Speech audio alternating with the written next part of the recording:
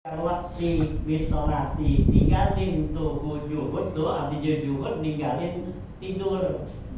artinya ada tuh ya gitu ninggalin tuh tidur gitu ya waktu kenal tinggalin tidur bisa waktu pada waktu tersebut dengan apa bisolati dengan sholat ya jadi kita jangan tidur waktu tersebut ya minalail tuh ya apalagi menjelang subuh ya bagus itu ya nah bangun dah ya kalau kita belum bangun tuh ya nah bangun dah sebelum subuh gitu ya supaya masih dapat bagian dari tahajud gitu itu nanti orang-orang yang udah melek itu dapat nafahatil ilahi ya angin segar yang Allah ya berikan masukin ke dalam hati seseorang yang udah melek gitu ya hanya ya wes kurang-kurangnya jam 4 dah kalau kita kadang kan subuh setengah 5 tuh ya nah ya jam 4 dah udah mulai fungsinya gitu ya lagi gitu bisa ya lebih atasan ya biar banyakkan kita apa gitu ya untuk biar bisa sholat zikir apa semua ya Nabi ya jadi kan kita sholat malam walau rakaatan ya Nabi katakan tuh kita kerjakan sholat malam sekalipun 1 rakaat ya 1 rakaat berapa lamanya kan lamaan di kolam ya itu 1 rakaat itu dibaca perlu Allah kan perlu Allah berapa biar nasa tuh dia witir atau enggak kan gitu ya lamaan di kolam ya kan kalau 1 rakaat tapi itu kan buat didikan Nabi ya anjuran supaya bisa kita tuh apa melaksanakan tuh sholat tahajud begitu Nabi ya Nabi walau rakaatan sekali itu 1 rakaat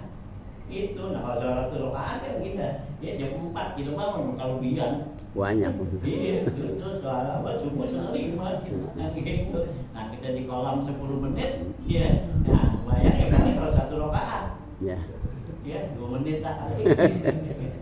ada tuh ya nah gitu ya hanya Nabi itu buat didikan awal tuh gitu orang yang nggak bisa bangun masih malam nggak bisa nah sekalipun 1 rakaat itu udah ya jadi menjelang subuh tuh ya nah bangun dah ya sholat 1 rakaat mau cewek apa banyak ya gitu ya atau garis mendawal main ya untuk didikan untuk apa tuh untuk sholat malam begitu jangan sekaligus banyak aja gitu itu Nabi larang gitu ya gitu waktu itu ada Ibnu Umar kan bilang gitu ya ya bilang tuh ya apa tuh ya itu janganlah kamu kayak seperti piano tuh ya gitu itu bangun malam tuh gitu besok dibosan ditinggal ya itu ya dia dikerjain tuh hadis Nabi nggak kasih jadi kalau untuk didikat begitu pelan-pelan aja